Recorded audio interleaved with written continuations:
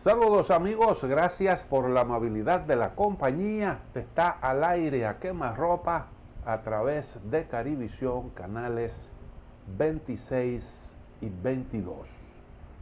Según el broker asegurador AON, en el año 2020 se produjeron 416 catástrofes naturales en el mundo, y esas catástrofes generaron pérdidas por un valor de 268 mil millones de dólares, una cantidad de dinero realmente impresionante, y esto representó un 8% más de la media de las pérdidas anuales durante el presente siglo, lo que quiere decir que las pérdidas como consecuencia de estos fenómenos naturales extremos van en aumento, y en gran medida eso tiene que ver con el cambio climático, que genera una cantidad mayor de fenómenos como ciclones, y al mismo tiempo son fenómenos cada vez más potentes, y la capacidad de destrucción se va incrementando paulatinamente. Eso nosotros lo hemos visto en los últimos años, como algunas islitas del Caribe, incluyendo Puerto Rico, fueron azotadas por huracanes que generaron cuantiosísimos daños.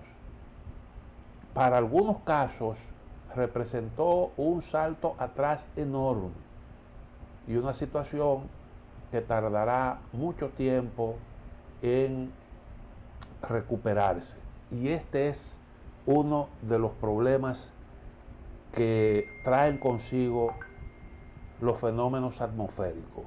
Es como para pensárselo, porque, o como para ponerse inmediatamente a trabajar con miras a incrementar la capacidad de resiliencia, con miras a producir respuestas más efectivas frente a daños, y también mayor capacidad para prevenir los efectos de los fenómenos extremos. Una de las cosas que le pidió, creo que fue la única cosa que le pidió el presidente Danilo Medina a Donald Trump durante el encuentro que se produjo en Mar-a-Lago y en el que participaron varios presidentes de islas del Caribe, fue precisamente la creación de un fondo para hacerle frente a este problema. Porque la experiencia dice que ningún país puede depender de donaciones cuando se trata de esta cuestión, porque en el caso, por ejemplo, de Haití, eso lo vimos claramente. Y miren que lo de Haití fue una situación sumamente grave, muy grave, que afectó al país más pobre del hemisferio occidental, uno de los más pobres del mundo. Y fue una verdadera desgracia, donde murieron ahí miles de personas, y los daños fueron cuantiosísimos. En un país de por sí empobrecido. Esa fue una de las peores catástrofes que se haya producido en nuestra región. Y nosotros vimos cómo la comunidad internacional pareció de alguna forma conmoverse por esa desgracia. Y mientras las cámaras estuvieron ahí reseñando los daños y mostrándonos toda esa desgracia, por ahí pasaban muchos presidentes, figuras importantes, que pues se tomaron las fotos y jamás volvieron. Se le prometió a Haití una cantidad considerable de recursos, pero ni siquiera mínimamente se recaudó todo lo que se prometió. Se hizo una conferencia para atraer donantes y no se llenaron las expectativas. Haití todavía sufre las consecuencias de aquella desgracia, que después se profundizó con el problema del cólera, con el problema de los ciclones que afectaron a esa nación, las sequías que ha también padecido, una serie de fenómenos naturales que han afectado precisamente a uno de los países más vulnerables, porque estos fenómenos tienen la particularidad de que lamentablemente afecta a los países más pobres, que tienen la población más vulnerable por razones medioambientales, por razones socioeconómicas, etcétera, y un largo etcétera, son muchos los factores. Entonces afecta principalmente en la zona en donde están los que menos recursos tienen y en donde la población es más vulnerable, donde la capacidad de resiliencia es mayor. Pareciera como que la naturaleza, como si la naturaleza discriminara en lo que tiene que ver con las zonas a afectar. Pero esa es la realidad. Es una cifra realmente significativa. De los 268 mil millones, 97 mil millones de dólares fueron cubiertos por los programas de seguros contratados tanto por el sector privado como el público, según el informe antes citado. 97 mil millones fueron cubiertos por programas de seguro. Eso quiere decir que el seguro es una buena herramienta. Lo único que la brecha, como dice aquí, la brecha de protección, que es el porcentaje de pérdidas económicas no aseguradas, fue del 64% en el 2020. Si se pudiera disponer de estas herramientas de manera efectiva, entonces eso pudiera ser de mucha utilidad, un gran alivio. Lamentablemente en los países pobres, en los países como los nuestros, no se piensa mucho en esto. Y ahí no solo se puede hablar de Haití, ahí se puede hablar de países que están en mejores condiciones. República Dominicana incluida, porque en nuestro país son muy pocas las propiedades, no hay esa cultura del aseguramiento de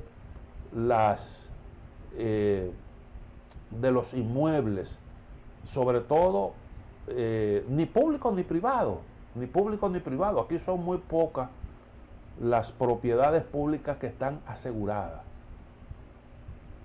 Y en el caso del sector privado, pues opera muchas veces el asunto por leyes vigentes que obligan al aseguramiento o la intervención de entidades financieras que para proteger la inversión exigen como contrapartida un seguro. Pero aquí no hay realmente esa cultura.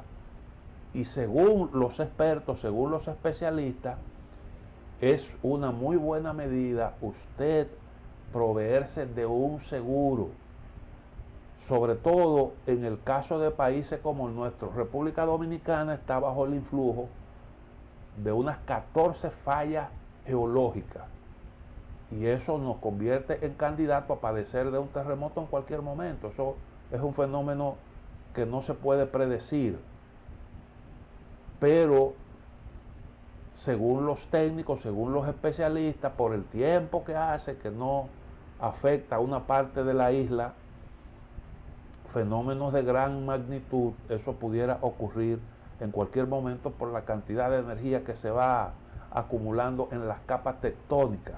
Por tanto, es una buena medida tener su seguro. Además de que nosotros estamos ahí en la ruta de los huracanes. Y reitero, sería una muy buena medida. Más de 8.000 personas perdieron la vida debido a catástrofes naturales. Los ciclones tropicales fueron los eventos más costosos, con daños económicos directos que superaron los 78.000 millones de dólares. Nosotros hemos acumulado alguna experiencia en la administración en el manejo de situaciones de amenazas de este tipo. Y ahí está el manejo, ahí está lo que ha ocurrido con las buenas medidas adoptadas por la Comisión Nacional de Emergencia frente a fenómenos que nos han afectado, la ocupación, la desocupación, la evacuación de zonas vulnerables y ese tipo de medidas. Nosotros hemos aprendido a manejar estos fenómenos. Vamos a hacer una pausa y volvemos en un momentito.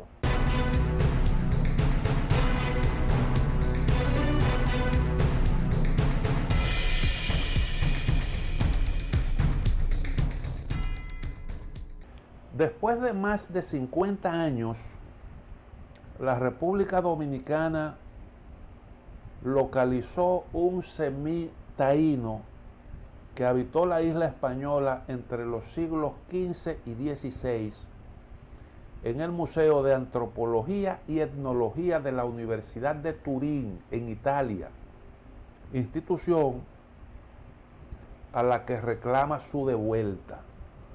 Según investigadores dominicanos citados por el diario El País, el gran señor taíno, cuyo cráneo divino fue introducido en el territorio de una figura de algodón,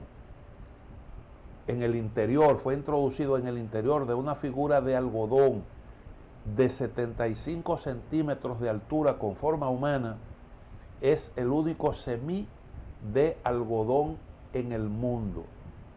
El gobierno dominicano exige la devuelta de la figura, pero el centro universitario italiano alega que fue un regalo del presidente Pedro Santana en 1848.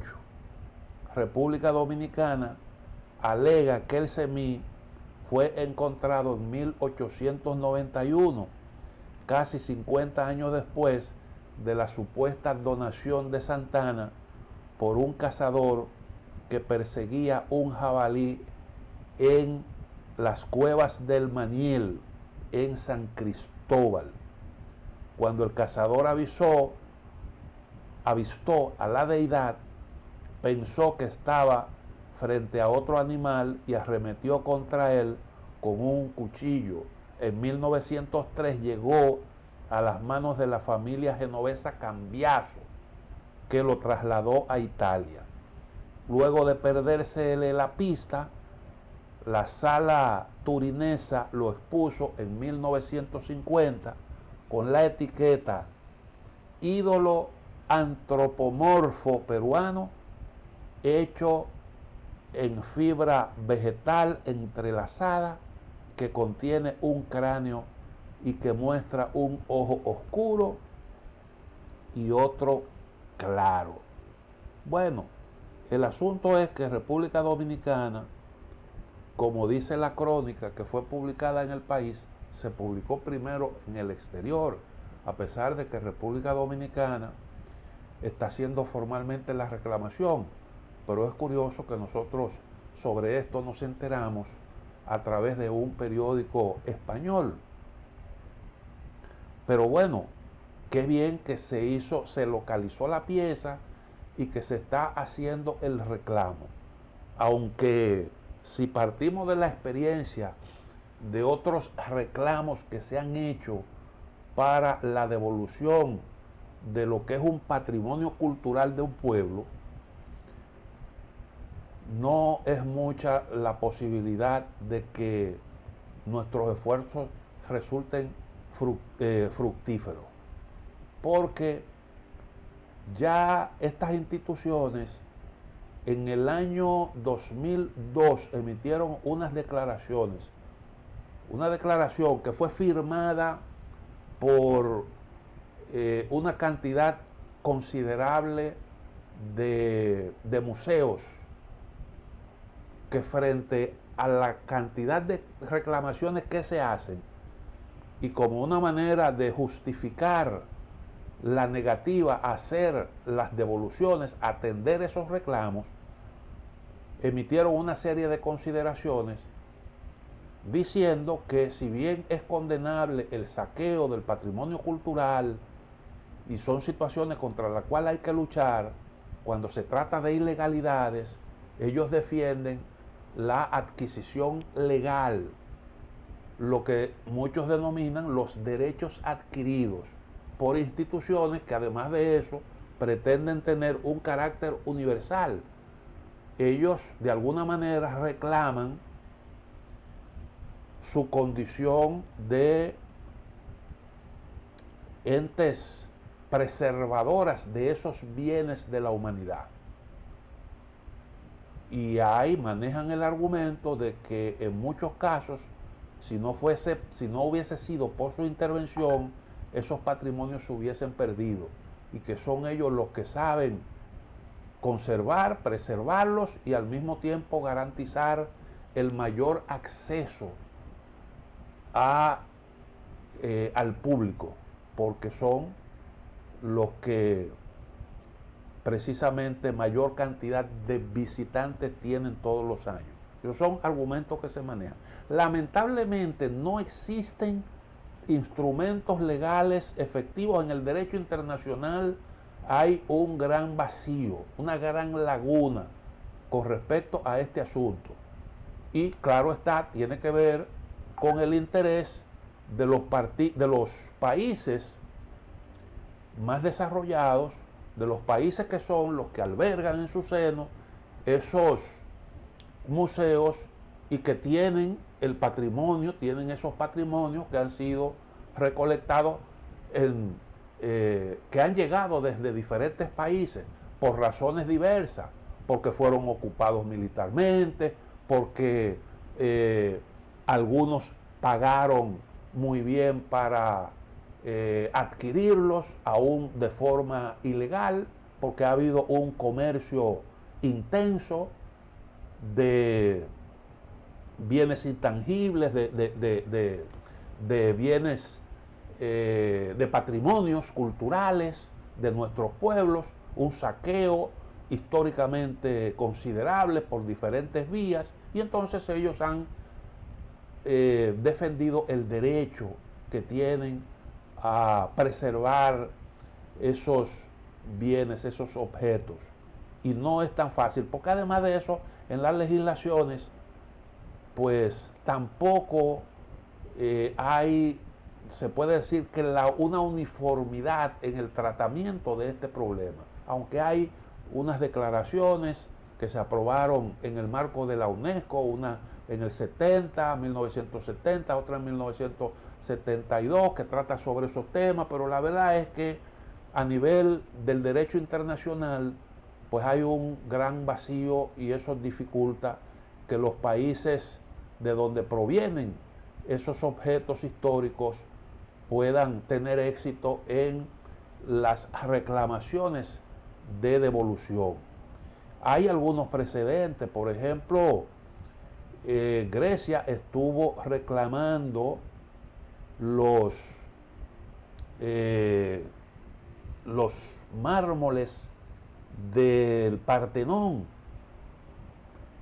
que fue algo que se produjo, una situación, una extracción que hubo en el año 1800, cuando ese país estaba ocupado por el Imperio Otomano.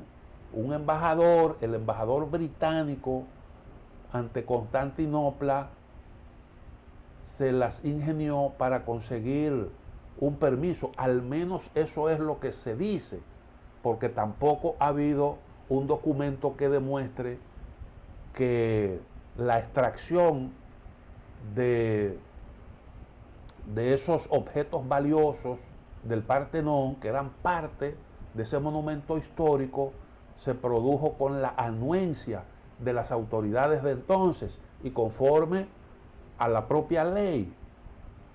Bueno, el asunto es que Grecia ha reclamado la devolución de esos bienes, lo viene haciendo desde el 1832. El esfuerzo más reciente fue a propósito o conjuntamente en el momento en el que se producía el Brexit. Y ahí pues recibió Grecia el respaldo de algunos países europeos y eso se trató de introducir en la discusión del Brexit, pero los británicos presentaron una resistencia argumentando que el asunto no se trataba de ese tipo de cosas, de reclamaciones, sino era una disputa que había sobre cómo se iba a producir la separación del Reino Unido del resto de Europa. El asunto es que los reclamos hechos por Grecia fueron refutados primero en función o basándose en que se trató de situaciones conforme a la ley que imperaba entonces y además de eso, pues según la narrativa histórica conforme también o por una decisión de autoridades locales. Eso no ha prosperado, esos reclamos. Vamos a hacer la otra pausa, volvemos en breve.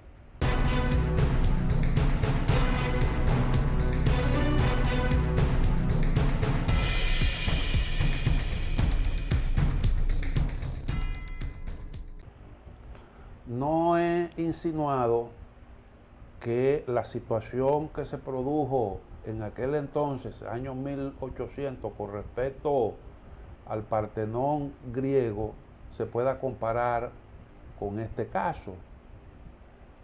Pero hay algunos elementos en común que pudieran servir como para uno saber más o menos juzgar sobre la complejidad de la cuestión y lo difícil que resulta hacer que prospere un reclamo de este tipo, sobre todo cuando se trata de objetos valiosos, históricos. Nosotros hacemos muy bien en reclamar eso, porque eso es parte de nuestra historia, eso es parte de lo que nos permite identificarnos como pueblo, de nuestra, algo que habla sobre nuestra idiosincrasia.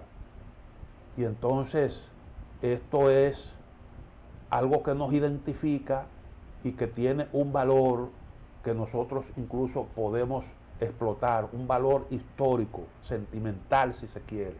Entonces nosotros hacemos bien con formular el reclamo y esto habrá que mantenerlo por la vía diplomática naturalmente hasta que podamos lograr nuestro objetivo. Veo bien que nosotros, aunque no hay mayor información, localmente aquí no se ha dicho nada, eso lo dijo un periódico español, yo espero un poco más de detalles, pero entiendo que si la información es correcta, nosotros hacemos muy bien reclamando lo que nos pertenece. La versión italiana de cómo llegó a ese país este semí es un poco floja, digámosle, porque difícilmente ellos puedan avalar esa donación hecha por Pedro Santana, pero en otros casos tampoco ha habido documento de nada. Y lo que se alega es que se adquirió por la vía legal. A mí lo que me resulta curioso es que sabiendo el museo la procedencia del semí, ellos le pusieran, lo identificaran como un objeto que provenía del Perú. Pudiera entenderse como que se está tratando de ocultar el origen para despistar, para no generar sospechas por parte de la República Dominicana.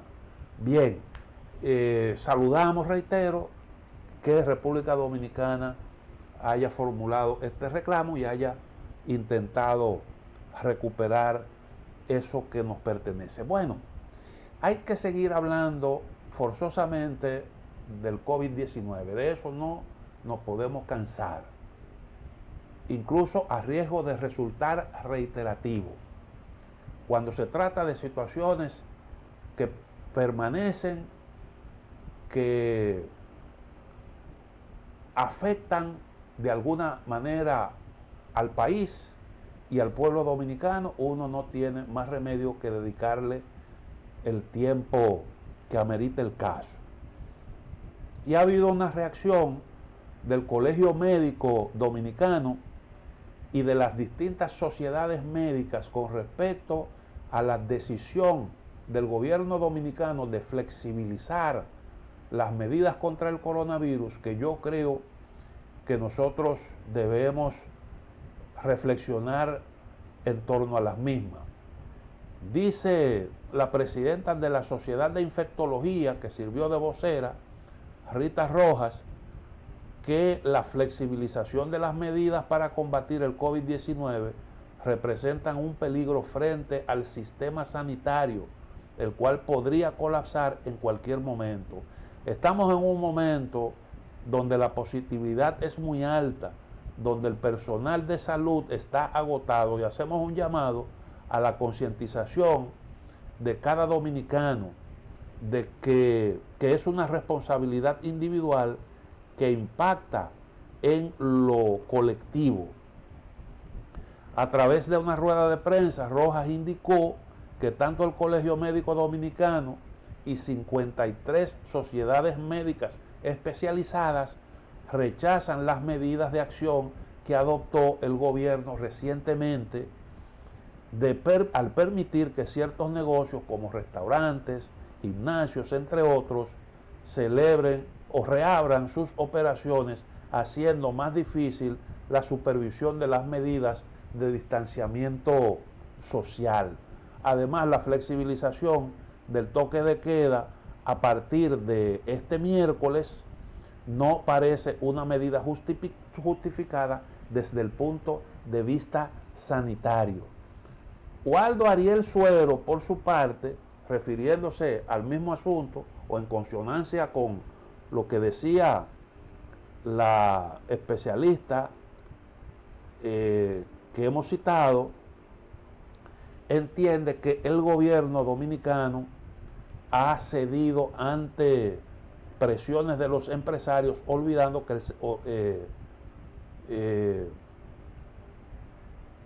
olvidando el sector salud. El Ejecutivo flexibilizó el toque de queda al disminuir las horas de duración y extender a 1 hora más la gracia de circulación, y abrió los gimnasios, entre otras acciones. Yo creo que lo que está diciendo, nosotros lo hemos dicho aquí en programas anteriores, ya lo habíamos comentado. A nosotros nos lució, nos pareció que no era oportuno usted flexibilizar medidas cuando la tasa de contagio va en aumento, porque usted flexibiliza cuando aplana la curva, pero este no es el caso. Lo que se ha hecho no tiene, como bien señalan las sociedades médicas, desde el punto de vista sanitario, no tiene absolutamente ningún sentido. Y eso de alguna manera, pues se va a reflejar en probablemente, eso es lo que dicen los especialistas, pone a la República Dominicana en el camino de sufrir un riesgo de su sistema sanitario, una situación sumamente peligrosa. Ojalá que nosotros, uno entiende, siempre hay que hacer la acotación, que es difícil porque estamos tratando de conciliar el interés de preservar la salud con el interés de mantener a flote la economía, y a veces no es tan fácil usted lograr el punto de equilibrio, pero yo creo que aquí hay un asunto lógico. Hay un asunto lógico. Si usted ve que las medidas que se han adoptado no han dado los resultados esperados, entonces, en vez de usted aflojar, lo que tendría que hacer es apretar, que era lo que decíamos cuando se hablaba de la necesidad de un pacto para ir entonces flexibilizando, y no era el momento de la flexibilización. Nosotros decíamos al revés, el mensaje tenía que ser el de ganarse uno, como consecuencia del esfuerzo, como consecuencia de la disciplina, el poder disfrutar de una flexibilización. Es curioso que el gobierno primero anunció, siempre criticó al gobierno anterior porque dejó fuera de la comisión responsable del manejo de la pandemia al colegio médico. Y además de eso siempre abogó, estando el PRM en la oposición, por un pacto, por una concertación. Que en el discurso eso se ha mantenido, esa posición. Sin embargo, a la hora de decidir, entonces, ni se toma en cuenta lo que dicen las asociaciones médicas, ni tampoco se concerta con ningún otro sector. Simple y llanamente la sensación que da es de como que estamos aquí cediendo frente a presiones. Y eso a mí me parece que no es bueno, no nos va a conducir por el mejor, por el camino correcto. La otra pausa, volvemos en un momento.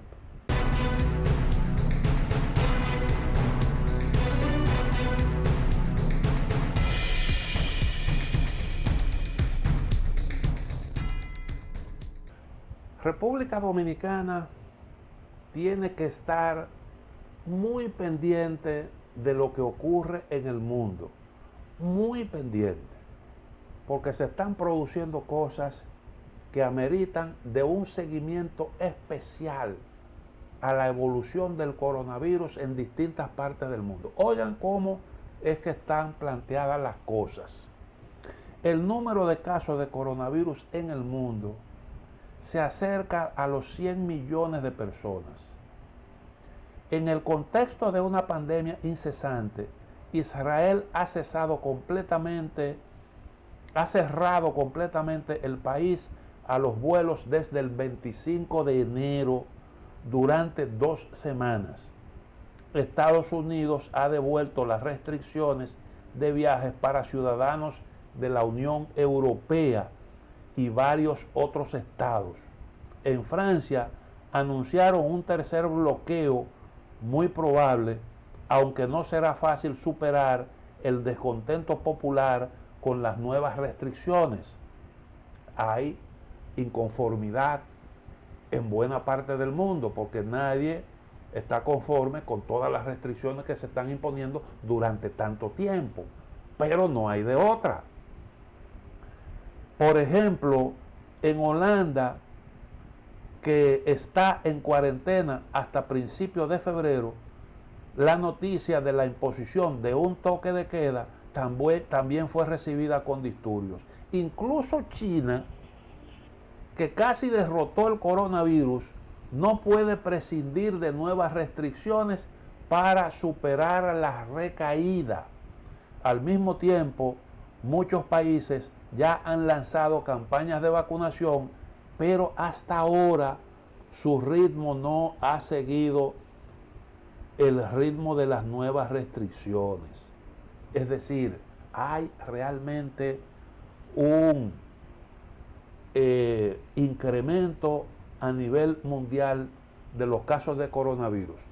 Yo vuelvo otra vez con el caso de Israel, porque esto yo creo, lo dije aquí anteriormente, que es una situación de la que nosotros pudiéramos aprender. Creo que hay lecciones aquí importantes. Para el 20 de enero, más de 2.3 millones de ciudadanos israelíes recibieron la primera vacuna contra COVID-19 y otros 600,000 recibieron una segunda dosis. A fines de este mes, el país, cuya población ya se encuentra en el tercer bloqueo, es la tercera vez que se produce un gran cierre, se estaba preparando para establecer un récord mundial de inmunización y lógicamente seguir el camino de aliviar las restricciones existentes. Pero en la práctica todo resultó ser lo contrario. La tasa de incidencia se mantuvo en el mismo nivel alto, en gran parte debido a la propagación de la cepa británica del virus. En gran parte debido a la cepa británica del virus, que representó hasta el 40% de los casos nuevos, y a partir del 25 de enero el Estado judío decidió, en palabras del primer ministro Benjamín Netanyahu, sellar herméticamente el país, cerrando el aeropuerto Ben Gurión durante 2 semanas y por primera vez en la historia negando a los judíos emigrar a Israel si no es cuestión de vida o muerte. ¿Ustedes están oyendo? O sea, un país en donde se han vacunado más de 2 millones de habitantes tiene una situación como esa. ¿Qué significa? Que nosotros debemos apostar por la vacuna, debemos hacer el esfuerzo, sin embargo, no podemos poner ahí todos nuestros huevos y pensar como que ahí está la solución definitiva. Tenemos que estar preparados para otra posibilidad, y es que el asunto tengamos que los esfuerzos haya que mantenerlos mucho más allá luego de haber logrado vacunar una parte importante de la población. Un poco lo que pasa en Japón actualmente. La situación en Japón, por su parte, no es la más optimista. Desde noviembre el número de casos solo ha crecido. Japón era uno de los países que se tenía como un gran ejemplo. Solo ha crecido, lo que obligó a las autoridades a introducir un régimen de emergencia a principios de enero en decenas de prefecturas, incluida Tokio. Solo para el 24 de enero la situación se estabilizó relativamente. El número de nuevas enfermedades por primera vez en 20 días cayó por debajo de la marca de 4.000 personas. Yo le decía que China está registrando un nuevo auge del coronavirus. Y miren que en China se ha procedido de una manera, los chinos han sido muy diligentes, han mantenido el cierre o el control de las entradas de personas que llegan desde el exterior.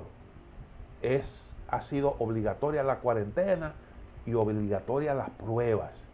Cada vez que se produce algún caso, se hace un rastreo minucioso mediante la realización de pruebas hasta incluso abarcar poblaciones de millones de habitantes, hasta millones de habitantes, y se han cerrado los lugares en donde se han detectado brotes. Los chinos han sido muy, pero muy estrictos en el seguimiento de las medidas, y sin embargo, el propio presidente chino, Xi Jinping, ha reconocido que hay situaciones que no son de control fácil. Entonces, hay que echarle un vistazo a lo que están diciendo sobre las nuevas cepas del coronavirus. Por eso es que yo digo, hay que echarle un vistazo a lo que están diciendo. Dice Fauci, modificaremos la vacuna para enfrentar variantes del COVID-19. Estados Unidos está diciendo que va a modificar la vacuna para enfrentar las variantes. ¿Qué significa eso? Que se ha detectado que las vacunas, eso no lo dice así, de una manera tan explícita, pero si se va a modificar es porque las que tenemos no son eficaces para combatir esas variantes que se han detectado por ahí. Entonces, ojo con eso, porque ya nos lo están diciendo de una manera clara. El máximo experto en enfermedades infecciosas de Estados Unidos declaró el lunes que los científicos están preparándose para modificar las vacunas contra el coronavirus a fin de contrarrestar las variantes detectadas en Gran Bretaña y Sudáfrica. el doctor Anthony Fauci advirtió que esas nuevas variantes no solo son más infecciosas, sino que no responden igual a los anticuerpos monoclonales usados en los tratamientos hasta ahora. Se expresó particularmente consternado por la variante sudafricana, que según dijo es una variante diferente, más nociva que la detectada en Reino Unido. Los datos no han sido oficialmente publicados, pero a la luz de los datos preliminares analizados por los científicos británicos, estoy convencido de que hay cierto aumento en cuanto a la gravedad de la infección, por lo que tenemos que seguir muy atentos, dijo. Cuando el gobierno de Biden decide prohibir la entrada a Estados Unidos de personas provenientes de una serie de países, incluyendo 25 países de Europa, 25 países, esa es una medida extrema. Eso es una medida extrema. Y comentando, refiriéndose a esa decisión, el señor Fauci volvió a reiterar: estamos muy preocupados por esas nuevas variantes del coronavirus. Quiere decir que la decisión se basó principalmente en ese problema. Y es curioso, es muy curioso, digo yo, que prácticamente los programas de vacunación casi estén detenidos en una buena parte del mundo. O por lo menos observamos que las vacunas se agotan y que por todas partes reclaman. Y sin embargo, los laboratorios no explican cuál es el problema que está pasando. Porque yo puedo entender que no se le cumpla a un suplidor, pero a tantos. Y entonces las advertencias que se están haciendo son altamente preocupantes. Yo incluso he llegado a la conclusión de que hay cosas que no nos están contando. Por eso digo que nosotros tenemos que darle un seguimiento estricto a lo que pasa en el mundo para no cometer errores de los cuales entonces pudiéramos tener que arrepentirnos. Venimos en un momento.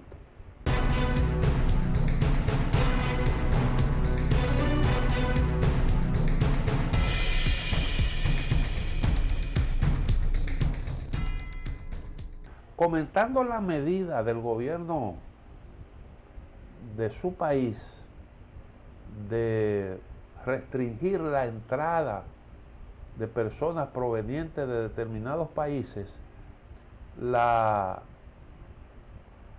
encargada de comunicaciones de la Casa Blanca dijo que eran medidas prudentes.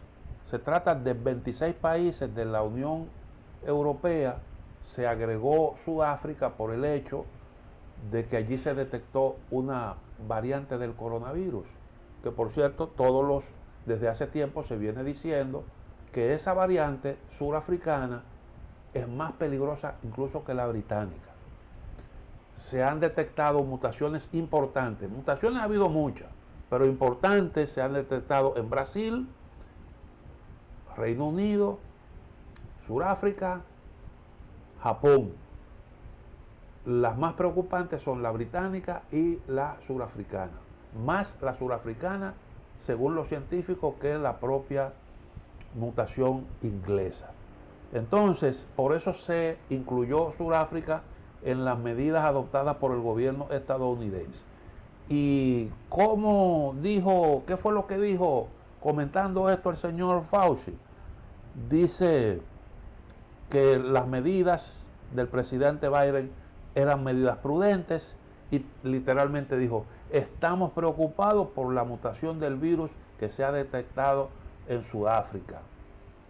Eso lo dijo en un programa de televisión. Estamos examinándola detenidamente. Obviamente es una variante diferente, más nociva que la detectada en Reino Unido. Y creo que es prudente restringirle la entrada al país de personas que no son ciudadanos.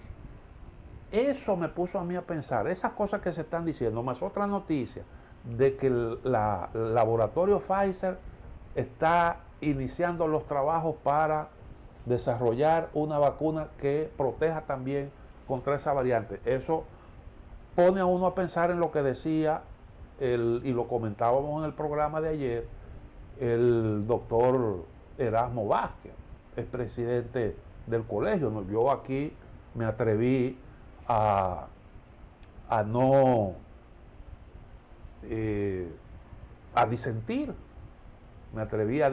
pero cuando yo veo esto, pues ahora reflexiono y pienso en lo que él dijo, porque él sugirió, bueno, pero si hay las dudas de que pudiera no ser efectiva la vacuna disponible contra esa variante, entonces, ¿por qué apostar por la implementación de un rápido programa de vacunación? Eso pudiera tener sentido porque esas variantes que son más peligrosas, que son más contagiosas, normalmente en tiempos récord se hacen predominantes.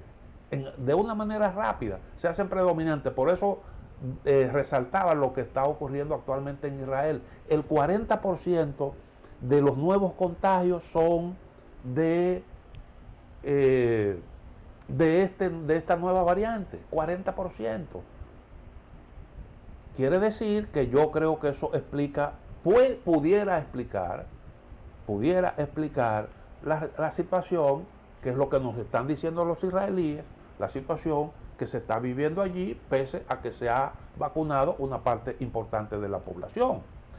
Y la otra cosa que me puso a pensar en el doctor Vázquez es lo que él sugería posteriormente con respecto a la ivermectina, porque él ha sido un partidario del uso de este medicamento, dice que ha demostrado efectividad, pero él entiende que hay una campaña contra el medicamento porque los grandes laboratorios están defendiendo sus vacunas y están defendiendo los ingresos que están teniendo como consecuencia de las ventas de estos antídotos. Ahora, ¿por qué yo digo que recuerdo al doctor Erasme a propósito de esa reflexión? Bueno, porque el periódico, un medio prestigioso argentino que se llama Infobae, publicó ayer un estudio en donde se habla de la efectividad de este medicamento. Yo no soy especialista en esto y no puedo hablar con propiedad, no puedo decir cuál es la realidad sobre este asunto. Simple y llanamente, uno aquí reseña lo que dicen los que saben de esto, los que pueden hablar con conocimiento de causa. Y entonces ese medio argentino reseña una investigación recientemente publicada que habla de la efectividad nos indica que el medicamento ivermectina tiene resultados positivos en la lucha contra el coronavirus. Dice la información: crece el consenso internacional sobre los beneficios en la prevención y tratamiento temprano del COVID-19 de la ivermectina, un conocido agente antiparasitario de amplio espectro que, si bien su indicación primaria desde hace muchos años era para uso veterinario, luego recibió la aprobación de la FDA para su utilización en humanos, y en investigaciones clínicas está demostrado proveer una significativa reducción en el riesgo de contagio y alentadores resultados en el tratamiento de los pacientes COVID positivos.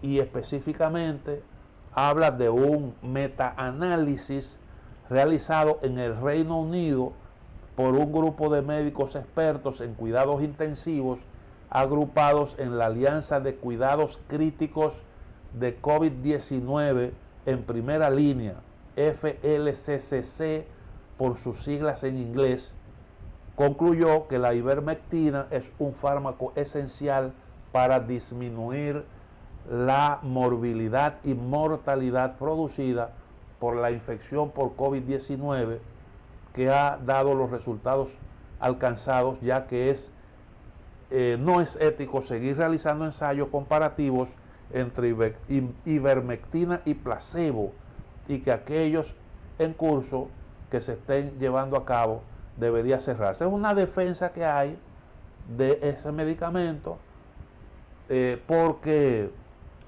se hizo una revisión y metaanálisis que en total incluyó 2.045 participantes como profilaxis y 1.835 COVID positivos.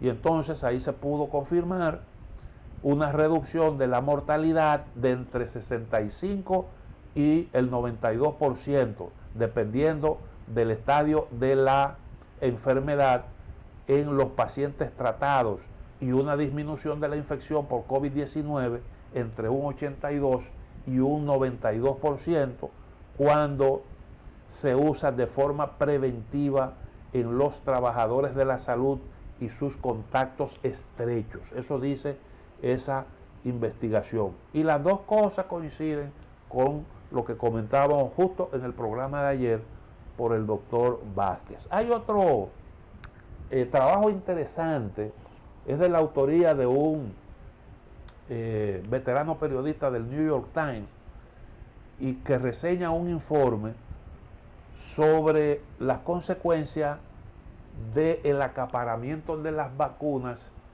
y el dejar fuera de los programas de vacunación a los países más pobres.